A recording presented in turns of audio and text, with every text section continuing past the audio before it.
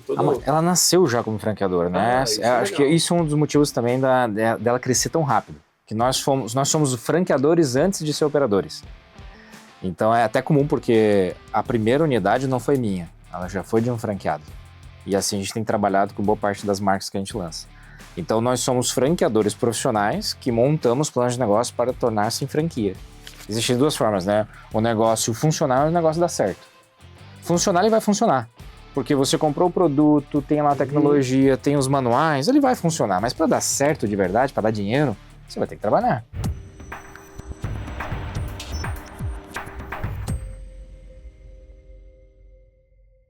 Fala galera, sejam bem-vindos a mais um episódio do Yup Talks, o seu podcast onde você se atualiza tudo sobre o mercado B2B brasileiro, conhece histórias de pessoas incríveis e notáveis que estão mudando a realidade do Brasil e também aprende bastante. Eu sou o Thiago Alves, host aqui do Yup Talks, diretamente de uma unidade da Regus aqui. Ao meu lado esquerdo temos o queridíssimo Douglas Torres, CEO da YupChat, que oferece Yup Talks. Seja bem-vindo, Dodô. Obrigado, Thiago. Obrigado, audiência. Bora para mais um Yup Talks aí, hein? Bora para mais um. Essa terceira temporada que tá bombando. A gente tem muito episódio bacana. E se você não tá inscrito ainda no Yup Talks, não perde o tempo de se inscrever agora. Se você já tá inscrito, também não perde o tempo. Comente de onde está assistindo, qual a cidade, bairro, estado, um país, né? A gente gosta de conhecer a nossa audiência e tá sempre interagindo com vocês. E mande sugestões, hein, galera? A gente quer ouvir mais um pouquinho de sugestões. É só encontrar a gente em qualquer uma das mídias sociais, entrar em contato com a gente, manda um DM, manda a sua sugestão. Vai ser muito bacana contar com vocês. E hoje a gente vai trazer aqui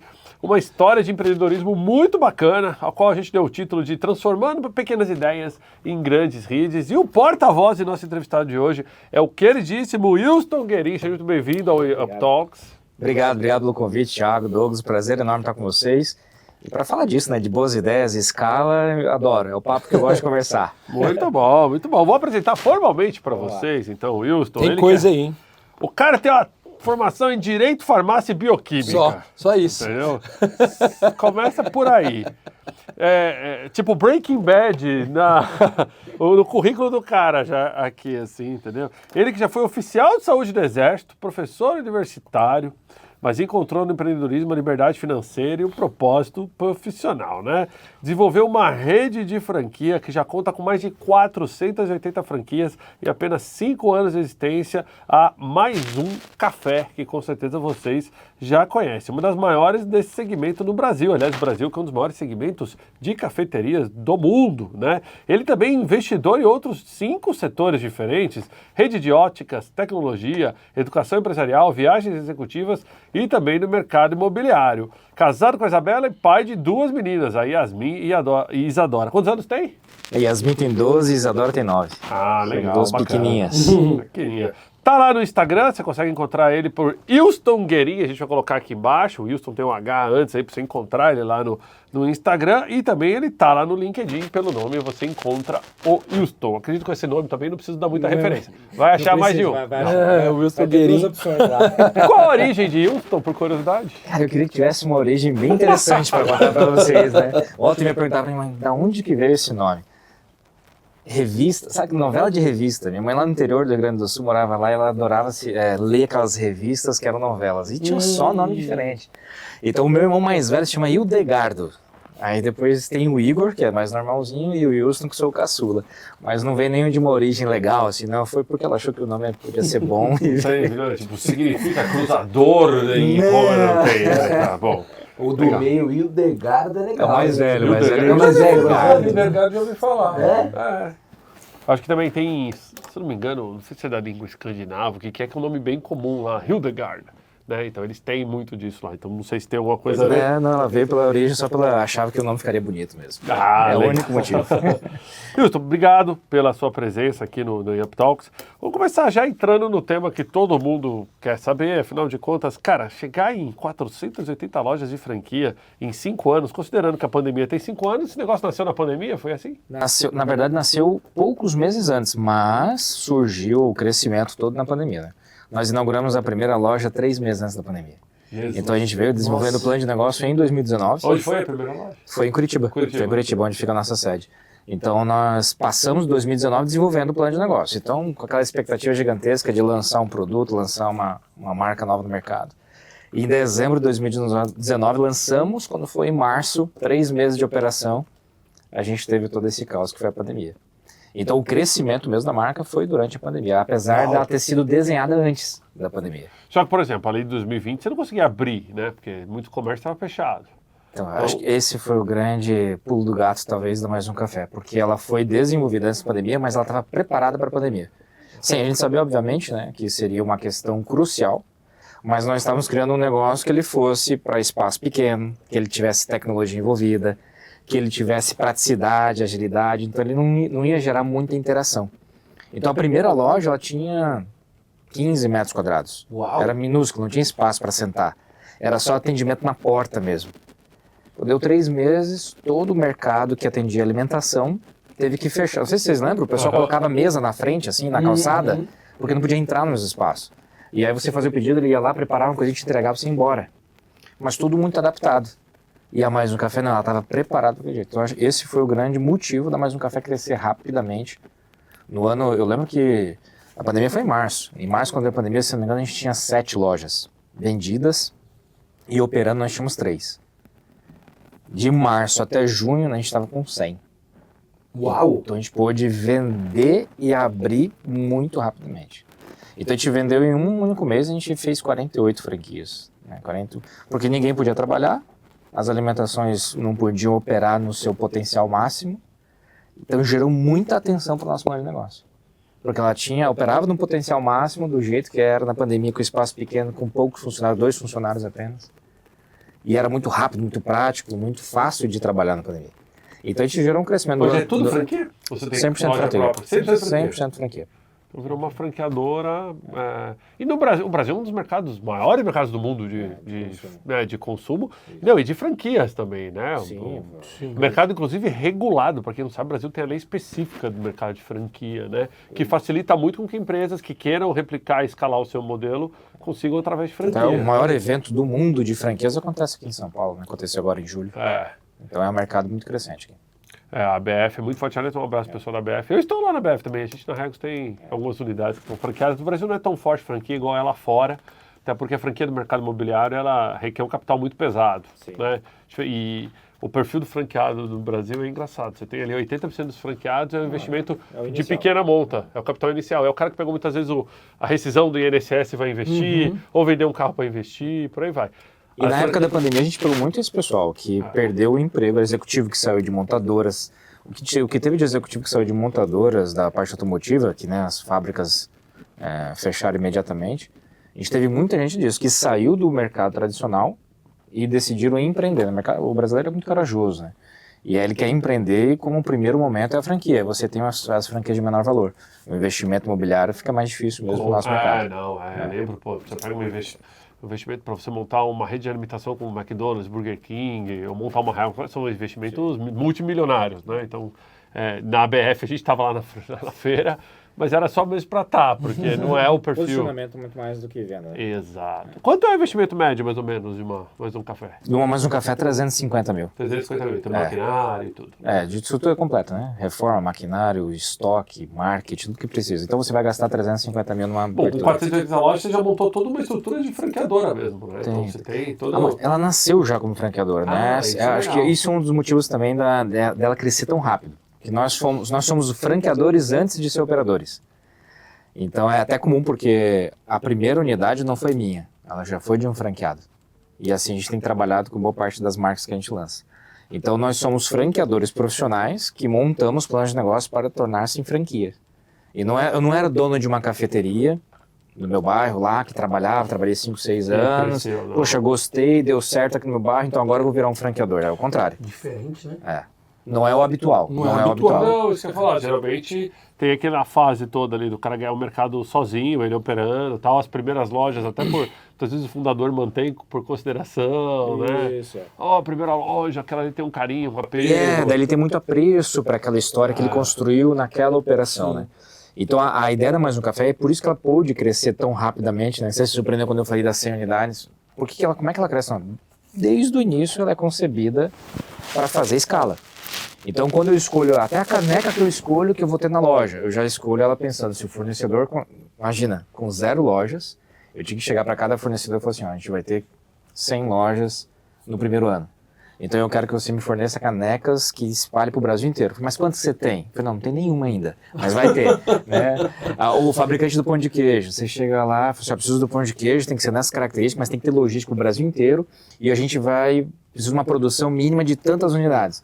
Certo, mas qual que é o teu consumo hoje? Eu falei, 0, não tem loja ainda, mas vai ter.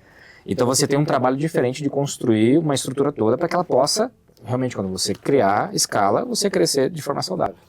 É o campeão do plano de negócio. Eu lembro do croissant, porque eu queria que o croissant fosse da França. Tinha comido lá o pastel de Belém também. Pastel de Belém português e o croissant da França. Falei, vou ter a cafeteria e a gente vai servir croissant francês e o pastel de Belém tem que ser português. Então, quando a gente foi fazer essa negociação para trazer esses produtos para cá, a primeira pergunta legal, qual que é o teu pedido mínimo para a gente poder fazer a importação? Para a gente poder exportar para você lá no Brasil? Eu falei assim, não, por enquanto não tenho nada, mas eu já quero desenhar. Falei, como assim não tem nada? E assim foi, desde a primeira loja. A primeira loja, o coração já veio da França. E até hoje 5 anos, o nosso coração vem da França. E é justamente porque ele é criado e estruturado para isso acontecer. E aí você consegue escalar, fazer rápido a unidade. Ele é só servido de forma física ou ele tem delivery também? Tem delivery também. Tem Isso delivery. nasceu com tecnologia, né? Então, Isso. o que era o nascimento especificamente com tecnologia? Que é um app para pedido? Também. A ideia era o seguinte, é que a nossa escola já é de anterior, né? Eu já tive outra rede de franquias antes da Mais Um Café, que ela era específica para shopping, era espaços de no mínimo 200 metros quadrados, tinha que ter 10 a 15 pessoas trabalhando e era serviço, era entretenimento de tiro, da minha experiência do Exército. Então era uma operação militar dentro de shopping, é uma operação, existe, ainda se chama Sniper, e a pessoa simulava todo um stand, treinamentos militares. Então era uma operação super bacana, ela cresceu muito rápido. Em 2019 a gente estava estruturando para ir para fora do país, para a Europa, e ali a gente desenhou, não, vamos criar um outro negócio, porque a gente já tinha tomado todas as operações de shopping possíveis, então já tinha crescido. A Sniper já estava o tamanho certo para o Brasil, não ia crescer muito além. E nós já temos que sair do Brasil, eu e meus sócios, a gente olhou e falou, vamos criar uma nova marca, que a gente consiga expandir no Brasil ainda. E o que vai ser? E a gente pegou tudo que era dificuldade da Sniper, falou assim, o que é difícil da Sniper, vamos tirar. E o que é bom a gente vai manter. O que era difícil? 100% em shopping. Ou seja, você tem que negociar com o shopping, os espaços vai ser 100% de rua. A proposta inicial era essa. 200 metros quadrados era o mínimo. Aqui o máximo vai ser 20 metros quadrados. Aqui era 10 a 15 funcionários. Não, aqui vai ser de 2 a 3 no máximo. Então tudo que a gente viu que era dificuldade, aqui era serviço. Então você tinha que preparar muito o teu time para entregar o serviço. Né? A estrela do negócio era o colaborador. Falei, não, aqui a gente tem que ter um produto. Não sabia o que era ainda. Aqui tem que ter um produto que o produto é estrela. Que você fala o que é, todo mundo já sabe. Aqui eu tinha que explicar o que é. O que é essa Sniper aí? Aí você, não, aqui vai acontecer isso. Você tinha que explicar todo o processo. Eu falei, não, eu quero alguma coisa que eu abra a boca e as pessoas já sabem o que significa. Então a gente foi criando um antagônico da Sniper. Nossa, só me veio biju na cabeça quando ele me fala mas, isso. 20 metros quadrados. Mas você sabe que a gente desenvolveu para bijuteria, a gente desenvolveu para chocolate, a gente desenvolveu para acessórios, celular, tudo.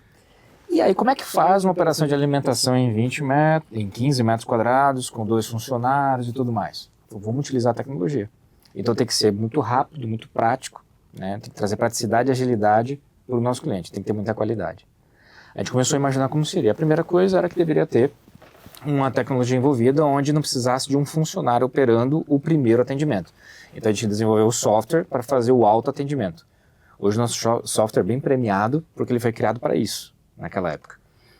Então tem o autoatendimento. Depois deveria ter o acesso ao cliente para saber se ele estava chegando perto da loja ou não. Tem um aplicativo que ele diz quanto tempo que ele vai chegar na loja para quando ele chegar lá o café está pronto já.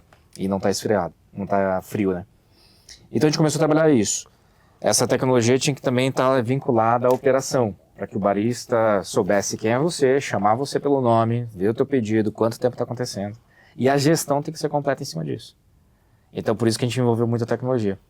Então, se eu pego meu celular hoje, eu sei quanto tempo está levando um atendimento. Está levando 3 minutos, 5 minutos, quanto tem no estoque, se tem produto assado ou não. A gente começou a preparar a operação para isso. E você consegue, por exemplo, criar essa cultura no franqueado de que o negócio é dele, de que ele está empreendendo, mas ao mesmo tempo ele tem que seguir os seus guidelines e você tem essa gestão em cima, né? Você sabe o que está acontecendo, provavelmente seus supervisores de franquia vão lá, puxa a orelha do cara muitas vezes quando a venda está baixa, coisa nesse sentido. Sim, tem que ter. O mais difícil não é fazer eles seguirem a padronização, esse não é mais difícil. O mais difícil hoje no mercado de franquias é você mostrar para o franqueado que o negócio não é automático, que o negócio tem que ser trabalhado. Acho que o mais difícil hoje na mentalidade de franchise que é a do Brasil hoje é trazer essa percepção. O perfil do franqueado não é o barriga de balcão, não é ele que vai estar ali na frente. Olha, hoje eu gosto muito que ele tenha esse momento. Ele não precisa ser isso o resto da vida, mas ele tem que ter esse momento.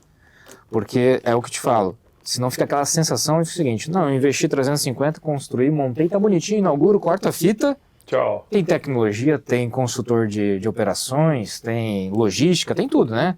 Então é muito prático. Sim. Ele toda semana para um caminhão na porta dele e entrega tudo. Produto seco, produto molhado, produto congelado, tudo. Então fica um negócio mais simples de gestão. E qual que é a grande missão nossa? É mostrar para essa pessoa que investiu esse dinheiro que ele vai ter que trabalhar para o negócio prosperar. Existem duas formas, né? O negócio funcionar e o negócio dar certo.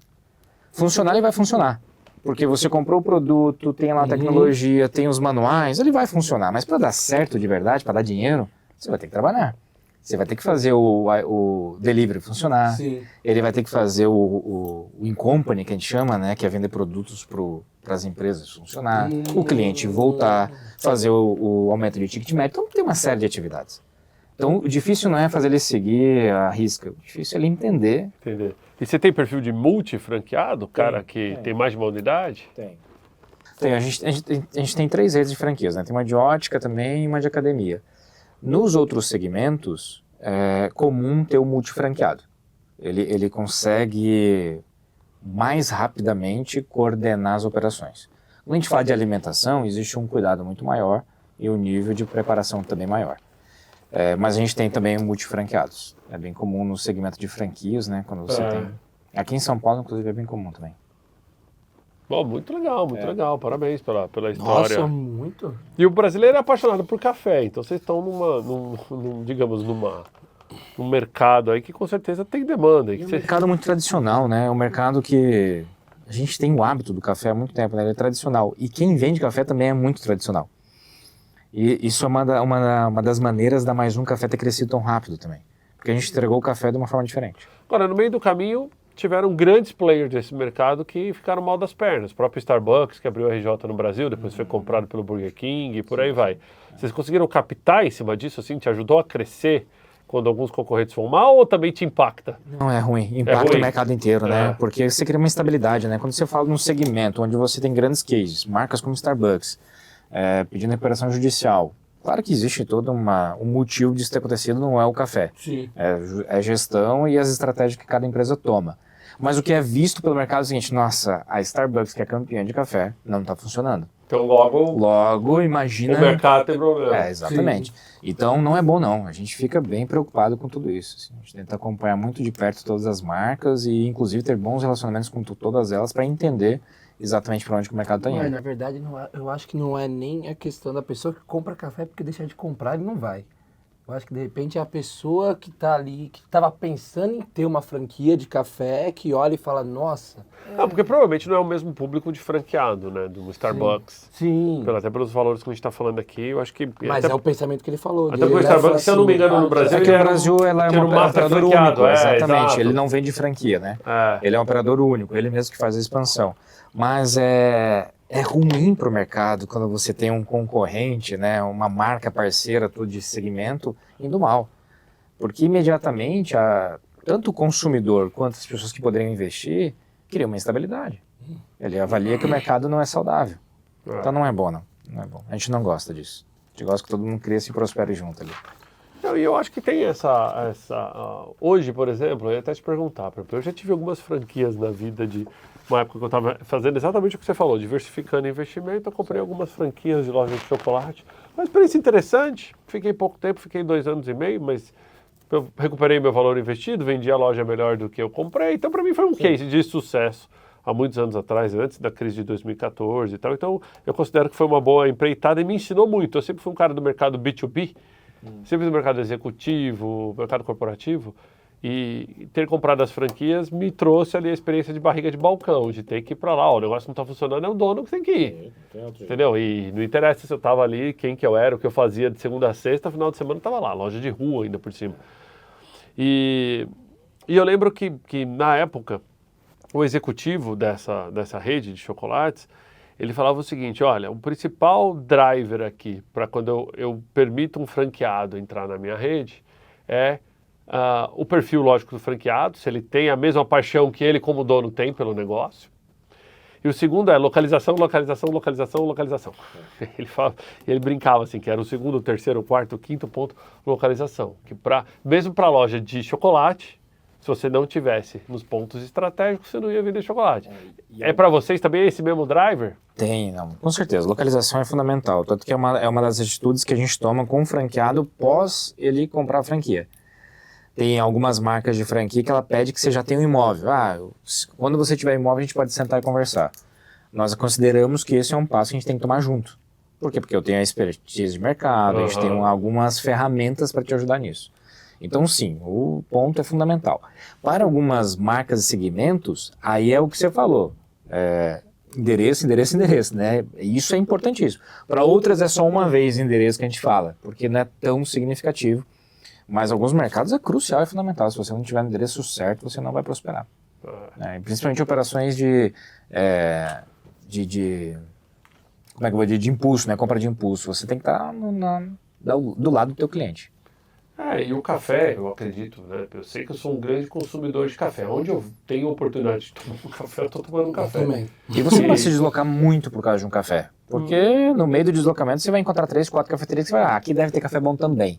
Então você não vai se deslocar grandes distâncias, não quer ir até aquela cafeteria, porque no meio do caminho você vai achar outros. Então é importante você estar bem localizado com certeza. Meus filhos até brincam comigo quando eu vou para o exterior, que o que eu gasto de dinheiro com café e é o pior investimento, porque compara com os preços do Brasil, você cai para trás, entendeu? Eu estava no Starbucks lá nos Estados Unidos, que eu fui recentemente, aí você comprava, sei lá, um copo de café, vai ser $13, você fazia a conta. Assim, Caramba, cara, quando você converte, 70, né? R$80 no café, negócio maluco. E eles falam, como assim, né? Tipo, porque no Brasil você não pagaria isso nunca, né? Mas parece que nós que gostamos de café, parece que se você não tomar aquele café naquele momento, não completou o dia, né? Não completou o passeio, não completou a jornada. Eu vim aqui antes de almoçar, vindo pra cá, eu almocei e falei, poxa, eu preciso tomar café, né? Como é que eu não vou tomar um café? E a gente se apega até horários para café. Vira um ritual. Um ritual. Eu falo assim, eu tenho uma máquina hoje que faz toda a movimentação de café. Eu compro um café hoje que ele é mais achocolatado e tudo mais. Primeira coisa que eu faço pela manhã. Exatamente, tomar um cafezinho com leite, cara, nessa cafeteria. Eu tomo café para ir dormir. Nossa, eu vou dormir, vou tomar um café antes. É mesmo? Não, minha médica gastro do meu estômago fala assim, Tiago, você pode tomar um remédio depois da vida ou tirar o café. Eu falei, qual é o remédio que eu tenho que tomar? Porque café é um negócio que eu acho que meu sangue deve ter já dentro. E, cara, que tipo de aprendizado do que não deu certo nesses 5 anos você gostaria de compartilhar com a nossa audiência? Não deu certo. Certa coisa, né, que não deu certo, que a gente pega como aprendizado mesmo. Na verdade é o seguinte, 5 anos... Você falou até no início, né? Direito, farmácia e bioquímica. Eu estudei muito antes de virar empresário. Aliás, a minha jornada, né, ela foi muito para a vida acadêmica. Eu fiz pós-graduação, mestrado, fui professor universitário. Fez direito primeiro? Eu fiz ao mesmo tempo. Ao mesmo tempo? Fiz ao mesmo tempo. Então eu sempre estudei muito para uma carreira acadêmica. E aí, logo depois entrei para o Exército, também trabalhava na área de saúde lá dentro. Então minha carreira acadêmica, eu era muito estudioso, muito jovem, muito estudioso. Quando eu decidi empreender, e acho que esse aqui é o grande aprendizado, Thiago. Quando eu decidi empreender, sabe aquela sensação seguinte? Cara, já fiz faculdade pra caramba. Já fiz pós-graduação, mestrado, já estudei. O que eu preciso fazer aqui agora? Abrir um CNPJ e começar a trabalhar. Só que eu não tinha imaginado que tudo que eu tinha estudado não serviria para eu empreender nunca. Né? Teoria e prática. E a teoria é completamente errada, né? Então, o maior aprendizado que eu tive, e aí você falou da crise de 2014, a minha crise eu fui sentir em 2015. Então, quando chegou em 2014, final de 2014, eu tinha 4, ainda era militar, mas eu já tinha 4 franquias de clínicas de emagrecimento, que foi o meu primeiro negócio. Então, eu decidi empreender, tinha estudado um monte, falei, agora eu vou abrir um CNPJ, tinha 23 anos de idade, eu vou comprar uma franquia porque... Sou estudioso, sou inteligente, se eu montar uma franquia que tem tudo montadinho, eu vou arrebentar. E a crise arrebentou comigo de um jeito. E foi dando certo. A minha sorte que deu certo. Montei a primeira, segunda, terceira, quarta franquia muito rápido. Foi dando certo. E aí você vai se sentindo o quê? Pô, sou um cara bom, né? Dei a cara, a tapa, evoluí, as coisas aconteceram. Só que na primeira crise de mercado que eu passei, que foi essa de 2014, 2015, o mercado bate em você, e bate forte. Eu nunca tinha estudado para montar nada, eu nunca tinha estudado para contratar, para gerenciar, para fazer vendas, para fazer marketing, nada. Então eu estava indo meio que no fluxo das coisas. E quando veio a crise, eu apanhei de um jeito, eu tinha 48 funcionários, 4 operações, e eu não tinha dinheiro em casa. E ali veio um aprendizado, né, o grande erro, né? Isso já fazia alguns anos que eu estava empreendendo, e ali foi o meu grande aprendizado. Falei, eu não sei. Se você me perguntasse, como é que aumenta ticket médio? Eu não sei. Como é que eu capto cliente? Não faço ideia. Quanto custa o CAC, LTV? Nada disso. Fluxo de caixa, DRE, gestão, MRR, nada. E aí quando eu comecei a perceber que eu estava trabalhando com um fluxo de caixa positivo, era a única coisa que eu tinha, mas que quando o mercado precisou que eu tomasse uma atitude em cima daquilo, que estava ruim, eu não sabia que atitude tomar. Então, um grande erro, não ter estudado para ser empresário. Não ter estudado para entender um pouquinho de negócio. Eu segui uma cartilha de uma rede de franquias, mas eu não me preparei para ser um empresário. Então ali eu apanhei muito. Ali, assim, eu passei uma crise financeira pessoal gigantesca, assim, não tinha, sem precedentes, assim, sabe? Endividado até o topo. E ali eu comecei, poxa, eu preciso estudar alguma coisa. E comecei a buscar conhecimento empresarial. E aí, em cima disso, que eu consegui evoluir e melhorar, e logo depois disso que eu montei as redes de franquias, né? Aí foi final de 2016, aí eu montei um plano de negócio. Aí já tinha me recuperado, minhas operações, tinha aprendido, aí decidi montar uma rede de franquias que ensinasse a ser empresário. Mas essas quatro franquias iniciais não chegou a fechar, você conseguiu recuperar. Recuperei e elas existem até hoje. Eu vendi, né? Eu era franqueado de outra marca, né? Sim. Eu era franqueado de outra marca. Então eu vendi a última tem 2 anos e meio. Então elas têm hoje 15 anos de operação. Uau. Então eu recuperei elas, aprendi. Aí qual foi o aprendizado aqui, que era o meu grande erro? Eu tinha entrado dentro de um ecossistema para seguir a cartilha, mas eu não estava me formando. Eu não estava me desenvolvendo. Quando eu decidi montar uma rede de franquias, eu lembro até hoje, eu falei com minha esposa, eu vou montar uma rede de franquias. A minha esposa, mas franquia do quê? Tu é franqueado dos outros, você não tem uma marca, você não tem um produto. Eu falei, não sei ainda o que vai ser. Mas eu sei que vai ser uma rede de franquias e eu vou ensinar justamente o que a gente teve que aprender a duras penas. Eu vou ensinar o franqueado a ser empresário. Eu vou ter um manual, vai ter a cartilha tudo e tal, mas ele vai ter que passar por uma série de desenvolvimento, evoluções e tal. Essa é a grande proposta. E ali eu comecei a imaginar o que seria o plano de negócio. Aí, diante de todas as experiências que a gente tinha tido, a gente criou a franquia Sniper, que era a experiência de tiro. E a proposta era, vou trazer para o franqueado aqui para dentro e vamos ensinar ele como fazer todos os indicadores, as análises, o desenvolvimento dele como empresário. Claro que alguns fazem isso em 3, 4 meses, tem uns que levam 3, 4 anos, vai muito da bagagem que cada um tem. Mas um grande erro foi esse, sabe, ter acreditado que o que eu sabia valeria para ser empresário. Mas não valia. Valia para ser um bom advogado, um bom bioquímico, farmacêutico, um professor, mas para ser empresário não. E ali eu tive que trabalhar, me desenvolver muito em cima disso. Então, acho que é o principal erro que eu cometi lá no início, sabe? É claro que a gente ia cometendo vários ainda. Né? Exato. Não, a vida é um aprendizado constante, né? Só erra quem tenta também, né? Isso aí. Então, assim, dentro de um ambiente inóspito que é o Brasil, né? Então, só erra quem tenta, com certeza. E hoje, por exemplo, nesse cenário, Selic, enquanto a gente está gravando esse podcast aqui, é a 15%, né? Ambiente externo desfavorável, uma série de coisas. Continua sendo um bom momento ainda de demanda de franquia. Então, você está com 480 hoje, qual que é o plano, assim? Tipo, quanto tempo você chega em 1.000 lojas, por exemplo? Na verdade, a gente acredita que esse é o pior momento que a gente está vivendo para a venda de franquias. Jura? Tá bem estagnado. Por conta da Selic. Exatamente. Exatamente. Então, hoje, quem está empreendendo, comprando franquia, quem quer ser empresário como estilo de vida, quem tem esse ímpeto de ser empresário. Isso, o que é muito bom, porque a gente está trazendo... quem está entrando hoje na rede está entrando muito mais preparado.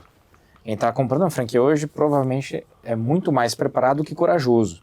Por quê? Porque ele gosta do estilo de vida empreendedor, ele quer fazer um negócio, ele quer construir a sua história. Aquele que está habituado a fazer só o dinheiro trabalhar, ele não vai, com a Selic nesse preço aí, ele não vai trabalhar numa construção de um negócio do zero. Ele vai trabalhar o dinheiro. Então não é um momento de escala, é um momento de qualidade. Isso sem dúvida. E a respondendo à tua pergunta, de 1.000 franquias, né? Hoje, a gente juntando as 3 redes, a gente está trabalhando com 700 e pouquinhas franquias, né? Se eu falar só da Mais Um Café, o nosso plano é para 2030. Então, a gente vai crescer agora com menos celeridade, né? Vai ser mais lento o crescimento, mas com muito mais multifranqueados, crescendo dentro da própria base. Então, agora a gente está olhando para... O importante é o seguinte, né? Todo mercado você tem que criar uma estratégia de crescimento. A estratégia de crescimento da Mais Um Café era o ganho de território. Isso para nós era importante. Por quê? Porque eu tenho a cadeia logística. Se eu fazer uma logística para 30 operações é uma coisa. Agora uma logística para 500 operações é muito mais barata. Né? Eu entrego o produto mais barato. Então o ganho de território era muito importante. Tanto que nós estamos praticamente em todos os estados do Brasil. Então a presença de marca era importante. Agora a gente vem para o segundo momento de estratégia de negócio. Onde a gente quer gerar um crescimento interno com aquelas pessoas que estão realmente preparadas para desenvolver as suas próprias redes, né? Então hoje o nosso franqueado vai virando multifranqueado, vai crescendo a sua própria rede. E a gente sabe que isso vai gerar um crescimento mais lento, porém mais consistente. E com mais qualidade. Mais qualidade. E até o projeto, né? O projeto mudou, né? O projeto que era da pandemia, que era uma sala de 15 metros quadrados, a gente está trabalhando com 50, 60 metros quadrados. Um faturamento que a gente tinha que era X, a gente está fazendo agora 2, 3X, né? Naquele mesmo espaço. Então a gente está trabalhando realmente a evolução do conceito da marca e do negócio. Então para 2030 nossa expectativa é para 1.000 operações. Bom, 5 anos, duplicar de tamanho. É isso aí. Quase que 20% ao ano. Enquanto que nas outras a gente está fazendo outro movimento. Né? A ótica em 2 anos a gente tem 220. Então ela também está nesse processo agora de escala de crescimento, de ganho de territorialidade e aumento de performance logística. O mercado de ótica no Brasil é forte, né? Muito bom. É muito forte. Muito bom. Nossa, eu lembro que há muito tempo atrás Eu vou falar um negócio eu pra fiz uma live com o pessoal da Óticas Carol, assim, e foi... Nossa, eu fiquei bobo de ver o tamanho do mercado, eles mostrando alguns indicadores, assim, como é forte. E sabe o que é engraçado? Quando a gente decidiu entrar no ramo de café, igual você falou, bijuteria, a gente pesquisou tudo. E uma das coisas que nos faz entrar no mercado é analisar o seguinte, quem que está despontando? Qual a distância que ele está? O melhor do mercado. E eu lembro que os maiores do mercado tinham 200 operações, 220, 240 operações naquela época. Eles estavam no mercado há 30 anos. Eu falei, ué, tem coisa aí, né? Não é tanta operação. 200 e poucos no Brasil inteiro há 30 anos. Então o primeiro do mercado tá fácil de chegar ali, né? Não é uma coisa tão distante. Quando você pega o mercado óptico, aí você já tem uma diferença grande, né? Os primeiros estão com 1.500, 1.800 operações. Porém, aí quando você olha, mas só tem 3, 4 lá. Então ele é um mercado extremamente agressivo, competitivo, mas é um mercado gigantesco. E a gente não tem 20 marcas com grande volume. Você tem 3, 4 marcas lá em cima. Tanto que nós, com 2 anos e meio, estamos entre as 5 maiores. Uau! Então é rápido. Quando você mira quem está dominando o mercado, você entende algumas práticas. Vamos fazer o merchan. Qual que é essa rede aí? Chama Instituto Visão Solidária. IVS, né? Carinhosamente a gente chama. Instituto Visão Solidária. É uma ótica é uma rede de óticas populares. Então a gente trabalha o público D e E. Foco no público D, né? E ela tem um viés solidário também. A gente faz doações para crianças. A gente tem um projeto muito legal para crianças. É mesmo? É, bem bacana, assim. Eu fui... Essa divisão, o nome do projeto, então a quantidade de óculos que a gente vende, a gente faz doação para quem não consegue comprar. Olha só como é que é interessante, né? Nunca tive problema com visão. Aí primeiro eu comecei a ter uma visão bem coisa pouca também, porque eu trabalho com tecnologia, né, para longe. Aí é aquela coisa do 0.5, do 1, só para descanso. Sim. Aí, pô, bateu 40 anos. Tô 41 agora. Fui lá fazer... Aí, pô, certeza que não tinha nada, né? Aí o cara, o off tá lá, chegou e, pô, colocou pra perto. Aí eu falei, não, pô, tá bem, tô conseguindo ler. Ele falou, não, peraí. Ele foi lá e fez um track. Eu falei, caraca! Isso que é ver de verdade, né? Primeiro multifocal. E ele falou que é natural, depois dos 40 anos, você começar a perder aos poucos, né? O de perto, né? Caraca! Semana passada, meu irmão tava lá em casa, ele pegou deixa eu ver o óculos. Meu óculos é de grau alto, né? Eu tenho uma questão que já tem desde cedo que eu uso. Mas o meu irmão pegou um óculos, né? Que ele não usa. Um ano mais velho que ele falou, deixa eu ver o óculos. Ele falou, caramba! Agora que... Ele não sabia. Aí, ó. Ele não sabia, você não sabia. Não sabia? Aí a hora que ele bota, cara, agora eu tô entendendo o que é enxergar direito. Porque até então eu achava que eu enxergava, mas não enxergava, né? Então ainda tem o nível de consciência do nosso consumidor que ainda é baixo. Não, mas Mas é um mercado incrível, é um mercado fantástico. Incrível. Eu, por exemplo, eu tenho ceratocone, que não É o mesmo corrige meu. com óculos, É, né? é o meu caso. Então eu uso lente de vidro. É. Só que eu só tenho em um olho. O outro olho enxerga perfeito. O nosso caso só pode ser lente de vidro ou transplante de córnea. Exato. Aí E eu o falei assim, transplante é pesado, É. você fala, pô, talvez seja uma saída para o futuro, mas Isso. por enquanto a grande maioria dos oftalmos que eu vou, eu falo assim, se você se virar bem com a lente, mantenha. No meu caso é o Oxford. E aí eu brinco até com a minha noiva. Eu falo, eu sem lente, eu enxergo em 2D. Então eu sei que isso é linda. Em 3D eu não faço a menor ideia. Aí tem que pôr a lente pra ter a visão Aí você em 3D. se surpreende, né? Entendeu? Mas ela passa do 3D também. É o meu caso, é o meu caso. Não, e é engraçado. Esse mercado é muito forte. O mercado de educação empresarial também, provavelmente você deve estar sentindo essa vibe positiva que esse mercado está tendo, né? E eu sou um produto do meio, né? Eu só consegui evoluir e desenvolver quando eu entrei para a parte de educação empresarial como aluno. Se eu não tivesse aprendido as métricas básicas de ser um empresário, eu jamais teria gerado resultado para mim, para minhas redes, para o pessoal que está ao meu redor. E aí isso naturalmente foi acontecendo das pessoas nos buscarem. Então hoje a gente trabalha, minha esposa é mentora junto comigo nessa empresa, e é justamente o beabá para o empresário poder evoluir e crescer. Qual a empresa que vocês... Essa se chama Opening Doors, abrindo portas, né, que é o nome dela, porque é uma empresa de educação focada em empresários, né, como fazer um empresário gerar escala, crescimento. Isso veio muito da minha escola com a minha esposa, na pandemia. Que barato. Porque na pandemia, imagina só, eu tinha as clínicas ainda, eu tinha a Sniper, 100% shopping, as clínicas, todos os meus negócios, na pandemia, exceto Mais Um Café, eles arrebentaram, da noite pro dia. As clínicas não podiam funcionar. O entretenimento em shopping foi o último a voltar, não sei se vocês lembram, o shopping todo funcionando, cinema fechado, a Sniper fechado. Da noite pro dia acabou toda a receita. Porém, eu e minha esposa, nós conseguimos nos estruturar e reativar e voltar a fazer tudo acontecer de forma muito rápida. E a gente pensando, poxa, quanta gente que deve estar ferrada uma hora dessa por causa da pandemia, porque não sabe o que fazer. Porém, lá em 2015, 5 anos antes, a gente tinha aprendido muita coisa com a nossa crise lá, que demorou para a gente sair dela. Mas em 2020, na pandemia, a gente fez muito rápido. A gente gerou crescimento rápido, Mais Um prosperou, tudo prosperou. E aí ela falou assim, poxa, olha só, em pouco tempo a gente corrigiu toda a rota, criou novas estratégias e desenvolvemos. E as pessoas começaram a ver isso, mas como é que você está fazendo? Como é que você está fazendo com a clínica? Como é que você está fazendo com a rede? Como é que você está fazendo com a Mais Um?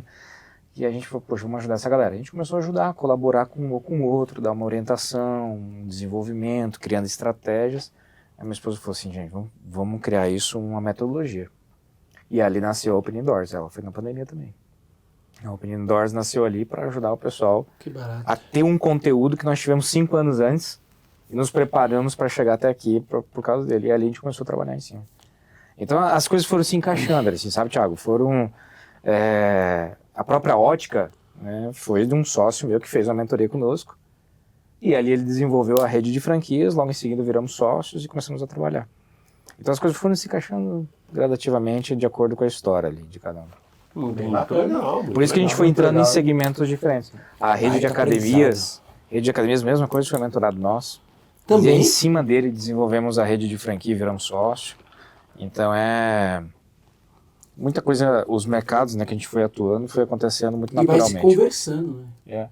Naturalmente foi acontecendo. Que barato. Muito bom. E Houston, quando você não está fazendo tudo isso aqui, quais são os seus hobbies? O que você faz para relaxar? Daí eu tô sentado com amigos, conversando, falando de negócio.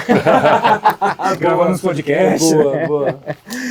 Tomando um bom café. Tomando um bom café, falando de projetos e tudo mais. Gravando podcast com os amigos aí. Você faz uns mystery na rede assim? Cara, olha, não tenho. Eu sou muito ruim no online ainda. É uma coisa que eu preciso melhorar demais. Eu gosto muito disso aqui, sabe? Do presencial, assim, do corpo a corpo. Então, no online eu fujo um pouquinho. Eu tô melhorando, tô me desenvolvendo em cima disso. Mas de hobby, cara, eu adoro. Poxa, a gente é muito apegado às crianças, né? Tem 2 meninas, que são empresários, inclusive. Lá em casa é o seguinte, bateu 9 anos, abre um CNPJ. A mais velha que tem 12, né? Com 9 anos ela abriu um CNPJ. Tem uma história linda dela. Ela queria comprar uma coisa específica, queria construir um sonho específico e me pediu, pai, você ensina todo mundo a abrir empresa, me ensina a abrir uma que com base nela eu vou fazer meu sonho. E ela abriu mesmo o CNPJ, construiu, tem 3 anos o CNPJ dela e assim, aí a mais nova acompanhou tudo. Aí quando deu 9 anos, acabou de fazer 9, falou, papai, e agora? Qual é a minha empresa? Me ensina a montar a minha. Ela também tá fazendo a dela. E... Então o nosso hobby acaba sendo esse, né? A gente é muito coruja, eu sou muito caseiro, assim, sabe? Eu gosto muito de ficar em casa com as crianças, a gente se diverte demais junto. Em família, assim, é uma coisa que a gente vibra muito com a nossa família. Então, meu hobby é basicamente ficar com minhas filhas, minhas crianças, minha família, assim, é bem... A gente tem um lar muito sólido, é muito legal. E a minha esposa trabalha... empreendedora, empresária, mentora das fortes. Assim. Essas 200 franquias de ótica, ela vende tudo sozinha. É outra coisa que o pessoal acredita, né? Que para fazer escala, que para fazer crescimento, você tem que ter um time de vendas gigantesco. Acredito que muitos negócios funcionam assim. Mas eu nunca tive tanto recurso, tanta estrutura, nunca tinha espaço físico grande, recurso para computador, mesa, telefone, para um time comercial muito grande. Então eu sempre fui o vendedor dos meus negócios. E ali eu sempre trabalhava, eu como vendedor, e puxava sempre 1 ou 2, no máximo 3 pessoas num time de vendas. Então a gente sempre gerou muita performance em venda com alta conversão. Essas 500 franquias praticamente foi vendida por 2 pessoas. Né? A gente já teve alguns momentos ali, outros vendedores, mas nunca teve máximo de 3. Assim. E até hoje a gente trabalha com 2. Hoje na Mais Um Café são 2 pessoas. E na ótica não foi diferente. A gente começou a ótica, só existe a minha esposa fazendo venda. Não existe nem SDR, não existe venda, não existe nada. Ela é sócia da empresa e ela atende 100% das pessoas. Se tu ligar agora querendo saber sobre o negócio, ela que vai atender. Ela que vai atender, vai te explicar, vai entender quem é você, suas características, ela vai vender. Então tem aí 220 operações em 2 anos, é uma única pessoa trabalhando. Uma mãe ainda. Uma mãe de 2 meninas ainda. Que Parabéns. Então a gente acredita que precisa... A gente acredita que precisa de uma estrutura, e muitas vezes a gente trava o crescimento, assim, não, se eu não tenho, eu não cresço. Se eu não tiver essa estrutura, eu não vou crescer. Não é bem assim, não. Muito bom, muito bom. Posso falar dar um depoimento aqui? Lógico. Por isso que não tem que morrer o Yuptox. Que aula! Não é, porque chega, cara, é um negócio que fortalece a gente. É muito legal, assim, eu falei logo no começo para vocês, né? Nosso convidado joga em todos os cliques aqui do Up Talks, entendeu? É uma história incrível, traz empreendedorismo, Muito. fala de Pai, negócio, fala família, de B2B, entendeu? marido. Traz uma história bacana como pessoa. Dá para ver que você é apaixonado pelo que você construiu, porque você fala com brilho nos olhos, acho que isso é importante, né? Então, pô, queria agradecer mesmo a sua presença aqui no Up Talks, porque muito bacana ter você aqui. Wilson, infelizmente, a gente caminha aqui para a reta final do nosso podcast. Ele merece umas considerações finais? Já merece. Já fica o convite para uma segunda participação. Vai ser um nós estamos prazer. pensando em fazer, vou lançar a ideia aqui, hein? Uma mesa redonda sobre franquia, hein? Achei muito Pegar legal. alguns convidados chaves aqui, já passaram pelo Up Talks, várias pessoas do mercado de franquia, a gente trazer um desses para discutir o futuro da franquia no Brasil. Cara, seria incrível fazer um conselho de franchise, né? Exato. Super bacana isso aí. Porque tem muita gente boa, com práticas diferentes, que quando a gente soma tudo numa mesa só, cara, isso é uma coisa tão rica. E aprende. É fantástico. Né? A gente tá pela situação que a gente tá hoje. E eu vou te falar, o mercado de franchise, para mim, é um dos mercados mais... que você mais compartilha, assim, sabe? É um mercado muito fácil de você... Eu sento com concorrentes, com pessoas e todo mundo entrega informação. É muito legal. É um mercado que ele não é fechado. Ele é um mercado realmente colaborativo. O franchise é um mercado muito colaborativo. Então, se você colocar numa mesa alguns franqueadores, cara, vai ser uma conversa muito legal. Muito legal. Nós vamos providenciar aqui, provocação. Wilson, eu queria pedir para você considerações finais para quem está assistindo esse podcast, né? E quiser conectar um pouquinho mais com você, pedir para você falar naquela câmera ali. Bem, primeiro, obrigado, gente, pelo convite. Fantástico estar aqui com vocês, um bate-papo desse. Eu sou entusiasta do empreendedorismo, mas mais ainda do conhecimento, né? Vocês viram, eu sempre estudei minha vida inteira e eu nunca gerei tanto resultado quanto continuar buscando conhecimento até hoje. Então eu faço o seguinte, quem está nos ouvindo hoje já está ávido por isso, né? Ávido por conhecimento, por informação e tudo mais. Então, inquietude intelectual, Thiago, é o que eu prego muito, né? Seja inquieto com o que você sabe. Né? Sempre queira buscar um pouquinho mais, um próximo nível, um próximo passo, uma informação. Às vezes uma coisinha que vocês falam aqui, que vocês trazem, aquilo clica na nossa mente, fala assim, poxa, eu preciso aprofundar. Então, inquietude intelectual para mim, eu falo isso para toda a minha rede, para todos os meus... Todo mundo que está ao meu redor, fala assim, cara, aprenda alguma coisa nova. Todo dia busca uma informação, um capítulo de um livro, uma conversa com alguém que você considera que entende um pouco mais do que você de algum segmento, de alguma coisa, e buscar sobre isso. Então, obrigado de alguma forma poder contribuir com a inquietude intelectual de todos vocês, né? Obrigado por estar aqui, pelo convite, vai ser um prazer e estou à disposição. Muito bom, muito obrigado pela presença. Houston. Houston. Nossa, Obrigado, Dudu, por mais um episódio. Para você que está do lado aí, né? Responde a chamada aí dessa aula, presente. A gente quer ouvir vocês, gente. Comenta, é muito importante pra gente que você participe, que você comente, interaja aqui no nosso conteúdo. Só assim a gente sabe que você está gostando do Up Talks. Não esquece de se inscrever. Toda quinta-feira, às 7 da noite, sai um episódio novo aqui no Up Talks. E você pode revisitar a base de dezenas de episódios que já estão aí para você assistir. Esse conteúdo que é feito com todo carinho para vocês, então prestigia lá, vai lá, acompanha, né? Quer compartilhar o Up Talks, copia o link, joga aquele grupo de WhatsApp, a família tá mandando bom dia, figurinha, você manda o Up Talks, seja, né? Como é que você usou agora o termo agora há pouco? Inquietude intelectual. Seja a inquietude intelectual do grupo do WhatsApp, mande, Da sua família. mande o nosso episódio lá do Up Talks. Até o nosso próximo episódio. Valeu, gente. Valeu. Valeu, até mais. Tchau, tchau.